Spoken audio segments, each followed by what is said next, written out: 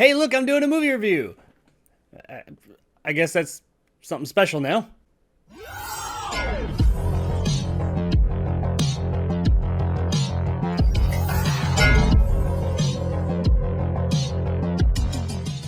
The Lair is brought to us by director Neil Marshall and stars Charlotte Kirk, Jamie Bamber, and Jonathan Howard. When Royal Air Force pilot Lieutenant Kate Sinclair is shot down over Afghanistan, she finds refuge in an abandoned underground bunker where deadly man-made biological weapons, half human, half alien, are awakened. So The Lair is the latest crack at filmmaking that director Neil Marshall has brought us, who in the past has brought us such greats as Dog Soldiers, The Descent, and Hellboy. Not the good one, the 2019 one. To say that the quality of Marshall's films has declined over the years would be quite the understatement, but I was still holding out hope that the guy had another good one in him, and the synopsis here, while it didn't sound like Shakespeare by any means, it sounded like, it could be fun. The guy's proven in the past that he can make a fun, entertaining flick that deals with characters trapped in a relatively secluded area such as Dog Soldiers and The Descent. So yeah, The Lair, about characters trapped in a relatively secluded area in Afghanistan with these half-human, half-alien creatures. Yeah, sure, could be fun. Could be.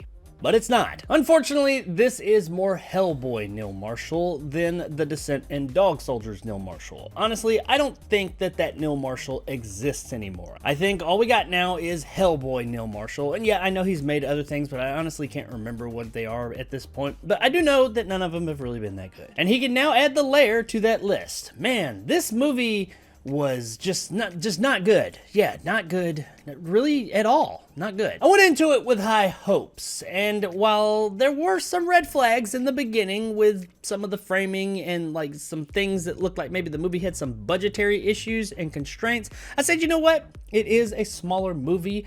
Maybe that's what he needs. Maybe the big budgets just aren't for him. Those smaller movies like The Descent and Dog Soldiers, maybe that's where he will thrive. So hopefully this will do that. It did not. So yeah, I was on board with the movie. I tried to give it a chance. But damn it just kept on disappointing and disappointing me. First of all, the premise. Much like I said a moment ago, it's not the deepest thing in the world, but it could be fun. But as I also said, it wasn't. They take this premise of these monsters in this confined area that people come across that have been sitting there for like, I don't know, like 40, 50 years, and just don't really do anything with it. Sure, the monsters break out, they attack some people, they kill some people, they find some stuff out about the monsters, kinda, sorta, and then, they have the big showdown in the end. That's it. But there's just no flair, there's just no excitement, there's nothing to any of it. The action scenes as a whole just aren't very exciting. As they happen, they're kind of just white noise in the background. I didn't need a deep story, but if you've got some really kick-ass, just fun, over-the-top action, I could get down with it. But the action here is just, yeah, it's just boring. Add to that some performances that are shockingly bad at times, like real bad. Nobody here is good, I'll say that, but some are not as bad as others. But there are some, such as, I can't remember the character's name, I can't even remember the actor's name, the guy who's like the general, or he's not a general, he's the guy in charge of the base that they get to. His accent is just like really bad. It stands out, and every time he opens his mouth and speaks, it's comical, but it's not supposed to. I don't know if this guy truly talks like that in real life. I'm gonna go out on a limb and say he does not, because it sounds like a parody, but Jesus, if he does talk like that, they should have had him do a different accent in this movie, because it stands out bad. But he's not the only one. I mean, everybody else is not really doing that great either. Our main character, bland soldier type lady, played by Charlotte Kirk, who is also one of the writers, by the way, she's fine-ish, I guess. I mean, I guess she's like the least of the worst, but even her character, it's not necessarily her performance that's bad, it's the material that she's performing. Her performance is just kind of bland, but the material is just bad. So yeah, I'm not gonna rag on it much more. Overall, performance is just not very good. In fact, pretty fucking bad for the most part. So we got a pretty shallow story that's not very entertaining, action scenes that really don't do it for anybody, and the performances are bad. That leaves us with what? The effects and the gore. And, I mean, they're okay. The effects, like the digital effects, the CGI in the movie, which there's not a ton of, but there is some, are okay. They're passable. I wouldn't have had an issue with them if the rest of the movie was up to snuff. They're not great by any means, but they are passable, I suppose, for a low-budget film. Now, the practical effects. Here, they did pretty good. Mainly the creature design and the actual creature prosthetics, which they are all practical from what I could tell, besides a couple little CGI flourishes here or there. They look pretty good. I did like the design of the creature. It's not like the most original creature design in the world, but it did look kind of cool. Actually, they look like the Lickers from Resident Evil. And even though they're not the most original looking designs, the actual prosthetics themselves are good, and for the most part, they looked good. There are a few moments when a bunch of them are running around. You can tell, oh, okay, yeah, that's just a dude in a suit right there. But for the most part, the prosthetic does what it's supposed to do. It looks good, it looks believable, and I was cool with it. As far as the gore goes, there is not like a ton of it on screen. There's a decent amount. A lot of it's shrouded in darkness,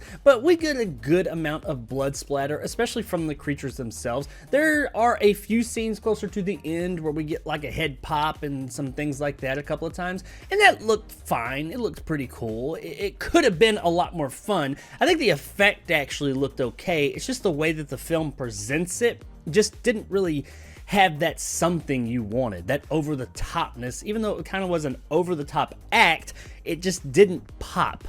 I mean, the head popped, yes, but the scene didn't pop, if you know what I mean. So yeah, overall, the effects in the movie aren't bad. It's just the movie that they're in is bad, so it doesn't do them any favors. Overall, the movie just kind of lacks style and character. And when you have a movie like this that's kind of bare bones and simple, that's really what it needs. It needs style, it needs excitement, it needs personality. And I don't mean just from the characters, which yes, it does need that. The movie itself needs personality, and this movie just doesn't. It's just kind of bland all around. Guys, overall, The Lair was disappointing. There's not really a whole lot in this movie that I can praise, if anything. I mean, yeah, I've seen a lot worse movies, but I've seen a whole lot better movies too. The story's bland, the execution's bland, the action's bland, the performances and characters are just bad. And while the digital and practical effects are decent to good enough, overall, the movie they're in just is kind of bland and boring, and really only worth checking out on USA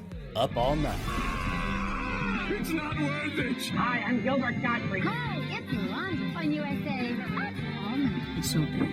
It's just not worth it. This kind of sucks because I was really rooting for Neil Marshall. The guy had a real rough run of it, but he started out just coming out swinging with those first two movies. But everything since then is just kind of sucked, and The Lair, yeah, it just adds to that suck. So there's not much reason that I would recommend this to pretty much anybody, or at least anybody that I like. So there it is, guys, my review of The Lair. If you enjoyed and want more content like this, hit that subscribe button and help my little channel grow. If you want to help out the channel, check out my Patreon in the description below. Become a jarhead and get some of the awesome benefits to go along with that, like these guys. And possibly check out my top tier and become a bad motherfucker, like my man Silverlock and Marge G. And check out them YouTube subscriptions down below too. If you liked what I had to say, give me a like. If not, let me know in the comments below why. And as always, stay sexy, Afghanistan. Batter up, you son of a... So I was sitting here just trying to think of something witty and funny to say about the movie right here at the end, and I just got nothing. I mean, this movie, it just, there's nothing here to laugh about except for maybe the whole entire movie and how bad it is. I don't know, but I did see that the character I was talking about with the really weird accent, his name is, not the character, but the actor is Jamie Bamber. So somebody out there let me know, is the way he talks in this movie actually how he talks in real life? I highly doubt it.